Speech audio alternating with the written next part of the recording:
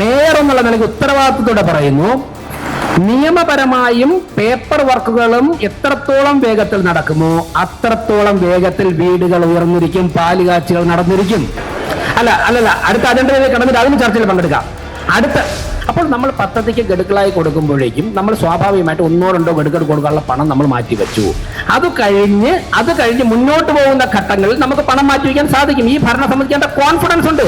വീട് വേണമെന്ന് പറഞ്ഞുകൊണ്ട് കടന്നു വന്നിട്ടുള്ളവർ കൈ ഉയർത്താൻ പറഞ്ഞപ്പോൾ അവിടെ ഇരുന്നതിൽ പലരും കൈ ഉയർത്തി. 20-30% പേര് അവിടെ ഇരുന്നവർ കൈ ഉയർത്തി. അദ്ദേഹം പറഞ്ഞത് വളരെ ഗൗരവമുള്ള ചോദ്യമാണ്. അതിന് മറുപടി അർഹിക്കുന്ന ചോദ്യം തന്നെയാണ്.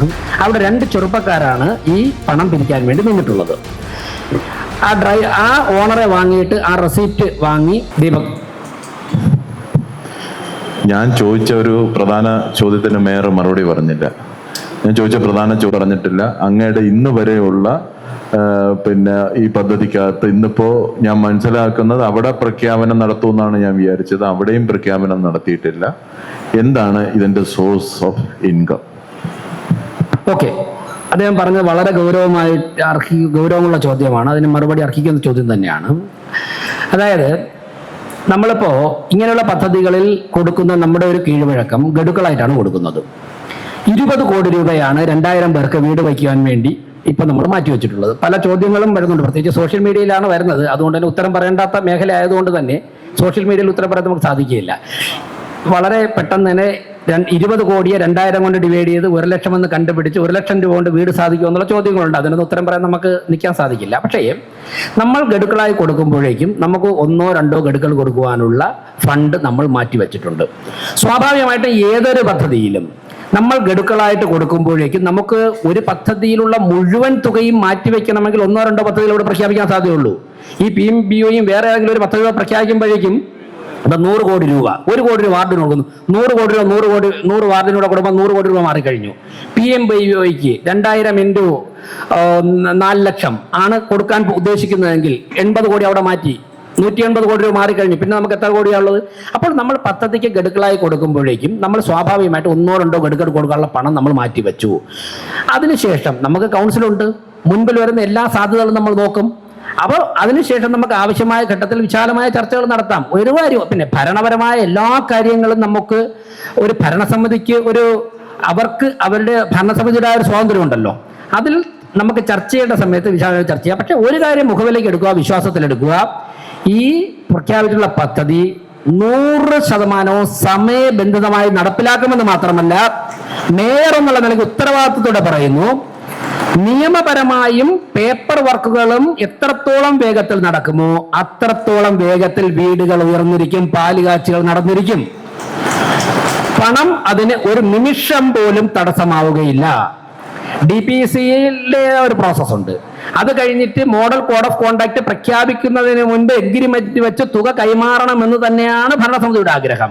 പണം ഇല്ല എന്ന് പറഞ്ഞുകൊണ്ട് ഒരു ദിവസം പോലും പദ്ധതി മാറ്റിവെക്കുന്ന പ്രശ്നമേ ജനങ്ങൾ അഭിമുഖീകരിക്കേണ്ടി വരില്ല. ഇത് കൊടുക്കാൻ അങ്ങനെ പറഞ്ഞുകൊണ്ട് ഞാൻ ഒരു വലിയൊരു സൂചിപ്പിക്കാം. ഇത് കൊടുക്കാൻ തീരുമാനിച്ചതിന്റെ പിന്നിൽ ഡിസംബർ 26 സത്യപ്രതിജ്ഞ ചെയ്ത് അന്ന് വൈകുന്നേരം മുതൽ ഇന്നലെ വരെ മേയറുടെ ചേംബറിലേക്ക് വീട് വേണമെന്ന് പറഞ്ഞുകൊണ്ട് കടന്നു വന്നിട്ടുള്ളവർ കൈ ഉയർത്താൻ പറഞ്ഞപ്പോൾ അവിടെ ഇരുന്നതിൽ പലരും കൈ ഉയർത്തി. 20-30% പേര് അവിടെ ഇരുന്നവർ കൈ ഉയർത്തി. അവരുടെ വേദനയും യാതനയും കണ്ടുകൊണ്ടാണ് ഈ പദ്ധതിയിലേക്ക് നഗരസഭ കടന്നിട്ടുള്ളത്. തൈക്കാട് കൗൺസിലർ പറഞ്ഞ ഒരു കാര്യം, അദ്ദേഹം ഇപ്പൊ ഇല്ല, അതിനെ കണക്ട് ചെയ്ത് 2 പോയിന്റുകൾ പറയാം. എടുക്കേണ്ട ഉദ്യോഗസ്ഥർ വഴിയാണ്. ഇന്നലെ ആണ് കുറച്ച് ഉദ്യോഗസ്ഥർ ഉണ്ടായിരുന്നത്. വളരെ ഗൗരവമായി ചർച്ച ചെയ്യേണ്ട പല കാര്യങ്ങളും തിരുവനന്തപുരം കോർപ്പറേഷനിൽ നടക്കുന്നതായിട്ടാണ് കഴിഞ്ഞ 1-2 ആഴ്ച കൊണ്ട് കൂടുതൽ മേയർ എന്നുള്ള നിലയ്ക്ക് കൂടുതൽ ബോധ്യപ്പെട്ടത്. അതിൽ ഒരു കാര്യം വളരെ ഗൗരവമായി നമ്മൾ ചർച്ച ചെയ്യേണ്ടത്, അത് ഇന്നലെ ഉച്ചയ്ക്കാണ് സെക്രട്ടറിയുമായിട്ടുള്ള സംസാരത്തിൽ നിന്ന് രേഖകൾ പരിശോധിച്ച് ബോധ്യപ്പെട്ടത്. തൈക്കാട് ശ്മശാനം പോലെ തന്നെ തൈക്കാട് ശ്മശാനത്തിൽ പലതരത്തിലും ക്രമക്കേടുകൾ നടക്കുന്നു എന്നുള്ള അഭിപ്രായം ഇതുവരെയുള്ള വിലയിരുത്തലുണ്ട്. പലതരത്തിലും ഏതൊക്കെയാണെന്ന് വരാൻ പോകുന്ന ദിവസങ്ങളിൽ പറയാം. കുറച്ച് രേഖകളോട് പരിശോധിക്കാണ്ട്. ഗാന്ധി പാർക്കിന്റെ പാർക്കിങ്ങുമായിട്ട് ബന്ധപ്പെട്ടാണ്. ആറ്റുകാൽ പൊങ്കാലയുടെ തലേദിവസം രാത്രി 12 മണിക്ക് നഗരത്തിലൂടെ യാത്ര ചെയ്യുന്നതിനിടയ്ക്ക് ഇന്നലെ പത്രസമ്മേളനത്തിൽ പറഞ്ഞുകൊണ്ട് ഒരുപാട് ഇലാബറേറ്റ് ചെയ്ത് പറയുന്നില്ല, കിട്ടിയ വിവരത്തിന്റെ അടിസ്ഥാനത്തിൽ 1:30 മണിക്ക് മേയർ തന്നെ നേരിട്ട് അവിടെ സന്ദർശിച്ചു. സന്ദർശിച്ച ശേഷം കിട്ടിയ വിവരം അനുസരിച്ച് ഒരു ഡ്രൈവറെ, അതിനിടയിൽ നിന്നും കാറിൽ നിന്നും കിടന്നുറങ്ങിയ ഡ്രൈവറെ കണ്ടുപിടിച്ച് വിളിച്ചുണർത്തി ചോദിച്ചപ്പോഴേക്കും 750 രൂപയാണ് ഒരു ബെലനോ കാറിന് ഒരു ദിവസം പാർക്ക് ചെയ്യാൻ വേണ്ടി വാങ്ങിയിട്ടുള്ള 750 രൂപയാണ്. അവിടെ 2 ചെറുപ്പക്കാരാണ് ഈ പണം പിരിക്കാൻ വേണ്ടി നിന്നിട്ടുള്ളത്. ആ ഓണറെ വാങ്ങിയിട്ട് ആ റെസിപ്റ്റ് വാങ്ങി കയ്യിൽ കൊണ്ടുവന്നു. തിരുവനന്തപുരം കോർപ്പറേഷന്റെ ഉടമസ്ഥയുള്ള പ്രോപ്പർട്ടി ആയതുകൊണ്ട് തന്നെ അപ്പോൾ രേഖകൾ പരിശോധിച്ചിട്ട് നടപടിയെടുക്കാൻ സാധിക്കുകയുള്ളൂ എന്നുള്ളത് കൊണ്ട് വരികയും പിറ്റേ ദിവസം സെക്രട്ടറിയായിട്ട് ചർച്ച ചെയ്ത് ഇന്നലെ രാവിലെ രേഖകൾ പരിശോധിച്ചു. അപ്പോഴാണ് മനസ്സിലായത് മുൻ ഭരണസമിതി കരാർ കൊടുത്ത കോൺട്രാക്ടറാണ്. 2023 അതായത് ആ കോൺട്രാക്ടർക്ക് കരാർ കൊടുക്കുമ്പോഴേക്കും 3 ഗഡുക്കളായി കോർപ്പറേഷനിൽ അദ്ദേഹം പണം അടയ്ക്കണമെന്നായിരുന്നു കരാറിൽ. 2 ഗഡുക്കൾ അടയ്ക്കുകയും 3ാമത്തെ ഗഡു അടയ്ക്കാതിരിക്കുകയും ചെയ്തു. അപ്പോൾ അന്നത്തെ finance committee Shri PK Raju ചെയർമാനായിരുന്ന ഫിനാൻസ് കമ്മിറ്റി വേണ്ട അന്നത്തെ ബഹുമാനപ്പെട്ട ഡെപ്യൂട്ടി മേയർ കൺവീനർ ചെയർമാനായിരുന്ന ഫിനാൻസ് കമ്മിറ്റി അദ്ദേഹത്തിന് കരാറുകാരന് ഈ 3ാമത്തെ ഗഡു അടയ്ക്കാൻ വേണ്ടി നോട്ടീസ് കൊടുത്തു. അദ്ദേഹം ഹൈക്കോടതിയിൽ പോയി. കരാറുകാരൻ ഹൈക്കോടതി ആ വിഷയത്തിൽ ഇടപെടാതെ ആവശ്യമാണെങ്കിൽ ട്രൈബ്യൂണലിൽ പോകണമെന്ന് പറഞ്ഞുള്ള ഒരു വിധിയായിരുന്നു ഹൈക്കോടതി പുറപ്പെടുവിച്ചത്. എന്നല്ല പ്ലാൻ ഫണ്ടിൽ നിന്നുള്ള 20 കോടി രൂപ മാത്രമാണ് ഇപ്പൊ നമ്മൾ നീക്കി വയ്ക്കുന്ന. അപ്പൊ ബാക്കിയുള്ളത് പിന്നീട് ഞാൻ ചോദിച്ചത് വേറെ ഒന്നുമല്ല, കേന്ദ്ര ഗവൺമെന്റ് അത് ദീപകിന്റെ ചോദ്യമാണ്. ഞാൻ പറയാം. ഭരണസമിതിയുടെ ഭാഗത്തുള്ള ഉത്തരം നമുക്ക് 1-2 ഗഡു കൊടുക്കുവാനുള്ള പണമാണ് ആദ്യം മാറ്റിവെക്കുന്നത്. അത് കഴിഞ്ഞ് മുന്നോട്ട് പോകുന്ന ഘട്ടങ്ങളിൽ നമുക്ക് പണം മാറ്റിവെക്കാൻ സാധിക്കും. ഈ ഭരണസമിതിക്ക് എന്റെ കോൺഫിഡൻസ് ഉണ്ട്. നിങ്ങൾ ഭൂരിപക്ഷമുള്ള ഒരു ഭരണസമിതിയെ, ജനങ്ങൾ തെരഞ്ഞെടുത്ത ഒരു ഭരണസമിതിയെ നിങ്ങൾ വിശ്വസിക്കൂ? 10 ലക്ഷം വോട്ടർമാർ വരുന്ന 10 ലക്ഷം പേർ വിശ്വസിച്ച ഒരു ഭരണസമിതിയെ മിനിമം ഒരു 6 മാസത്തേക്കോ 1 വർഷത്തേക്കോ നിങ്ങൾ വിശ്വസിക്കൂ? 2 ഗഡുക്കൾ ഈ വാർഡിൽ നിന്ന് പള്ളിത്തുറ, ഭീമാപള്ളി, പൗണ്ട് കടവ് എന്നൊക്കെയാണ് ആൾക്കാർ വന്നിട്ടുള്ളത്. ഈ ലിസ്റ്റ് തയ്യാറാക്കിയത് മുൻ ഭരണസമിതിയാണ്. ആ ലിസ്റ്റിൽ ഒരു അക്ഷരം പോലും മാറ്റിയിട്ടില്ല. വിശ്വസിക്കുക, പാവപ്പെട്ടവർക്ക് വീട് കിട്ടട്ടെ. അപ്പൊ അടുത്ത വിഷയത്തിലേക്ക് കടക്കുകയാണ്.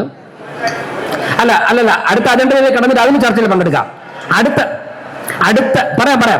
അജണ്ടയിലേക്ക് കടക്കുക. അടുത്ത അജണ്ടയിൽ ചർച്ച ചെയ്യാം നമുക്ക്. വിഷയം രണ്ടാമത്തത് തിരുവനന്തപുരം നഗരസഭ. രണ്ടാമത്തെ അജണ്ട ക്ഷേമകാര്യ സ്റ്റാൻഡിംഗ് കമ്മിറ്റി ചെയർപേഴ്സൺ. കൺസർവേഷൻ സോണുകളെ കുറിച്ച് ചില അപ്പീലും ചർച്ചയും തർക്കങ്ങളും ഒക്കെ സംസ്ഥാന സർക്കാരിന്റെ മുമ്പിൽ പോയതിന്റെ അടിസ്ഥാനത്തിൽ സ്പെഷ്യൽ കമ്മിറ്റി ഇതിനെക്കുറിച്ച് ചർച്ച ചെയ്യാൻ വേണ്ടി സ്പെഷ്യൽ കമ്മിറ്റി രൂപീകരിക്കണമെന്നുള്ള ഉത്തരവ് വന്നിരുന്നു. കഴിഞ്ഞ ടേമിലും അങ്ങനെ സ്പെഷ്യൽ കമ്മിറ്റി ഉണ്ടായിരുന്നു. ആ സ്പെഷ്യൽ കമ്മിറ്റിയിൽ മാൻഡേറ്ററി ആയിട്ട് വരേണ്ട ആൾക്കാരുടെ ഒരു ലിസ്റ്റ് ഉണ്ട്. വരേണ്ടവരുടെ, അതായത് mayor, deputy mayor, secretary, superintending engineer,